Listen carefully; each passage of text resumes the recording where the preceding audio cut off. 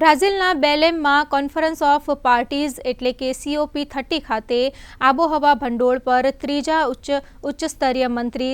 સ્તરીય સંવાદમાં સમાન વિચારધારા ધરાવતા વિકાસશીલ દેશો વતી ભારતીય વાટાઘાટકાર સુમન ચંદ્રાએ જણાવ્યું હતું કે વિકસિત દેશોના નાણાકીય સંસાધનો વિના વિકાસશીલ દેશો તેમના NDC રાષ્ટ્રીય રીતે નિર્ધારિત યોગદાન લક્ષ્યોને પૂર્ણ કરી શકતા નથી। ભારતે શનિવારે આરોપ લગાવ્યો હતો કે વિકસિત દેશો આબોહવા ભંડોળ પૂરું પાડવાની તેમની જવાબદારી પૂર્ણ કરી રહ્યા નથી અને જો નાણાકીય સહાય નિશ્ચિત, પારદર્શક અને વિશ્વસનીય નહીં હોય તો વિકાસશીલ દેશો તેમના આબોહવા લક્ષ્યોને પૂર્ણ કરી શકશે નહીં। સમાન વિચારધારા ધરાવતા વિકાસશીલ દેશો વતી